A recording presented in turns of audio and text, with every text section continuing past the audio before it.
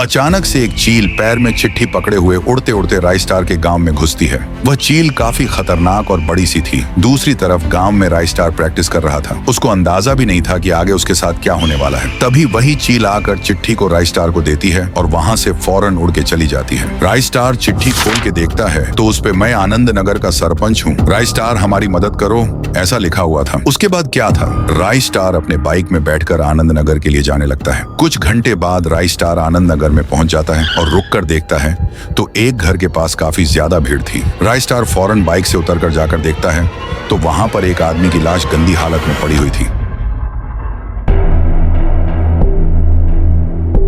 सरपंच राइस्टार को देख कहता है, अच्छा हुआ राइस्टार, तुम चिट्ठी पढ़ के आनंद नगर में आ गए। पहले तुम ये बताओ कि तुमने मुझे चिट्ठी क्यों भेजी और ये लाश क्या हो रहा है गांव में? सरपंच कहता है, क्या बताऊं राइस्टार, ये गांव धीरे धीरे खंडहर बनते जा रहा है। रोज यहाँ पर बड़ा सा एक सफेद भालू आता है। वह काफी खूंखार और मौत का भूखा है। जैसे ही उसे कोई भी इंसान दिखता है वो उधर आकर उस इंसान पर हमला कर देता है। अभी तक उसने 15 लोगों को मार दिया है। रोज गांव के लोग उस भालू से परेशान हैं, लोगों के पीछे पड़ता है। अब तुम ही हमें इस भालू से बचा सकते हो। वह भालू गांव के जंगल की ओर गया है। तभी गांव वाले राइस्टार के नाम से नारा लगाते हैं, राइस्टार जिंदाबाद, राइस्टार हमारी आखिरी उम्मीद है। उसके बाद क्या था? राइस्टार गांव के जंगल की ओर चल पड़ता है। राइस्टार जब जंगल में पहुंचकर छुप के देखता है तो हैरान हो जाता है। वहां वही भालू बैठकर रो रहा था और किसी की याद में डूबा हुआ था। राइस्टार ने सोचा, जरूर इसके साथ कोई अनहोनी हुई होगी, तभी ये इतना रो रहा है। राइस्टार ने सबसे बड़े जंगल में जाने का फैसला किया। जब वो बड़े जंगल में आके अपनी बाइक रुकाता है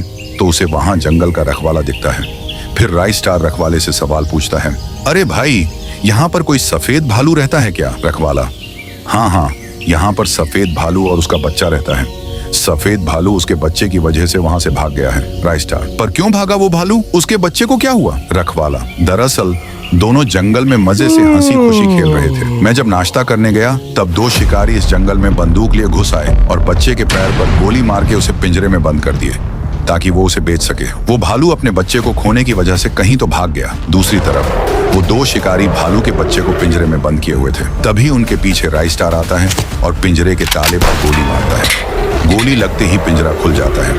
पिंजरा खुलते ही बच्चा दोनों पर हमला कर देता है और उनकी छटनी बन जाती है। फिर राइस्टार बच्चे को उसके पापा से मिलवाता है। दोनों भी बहुत खुश थे।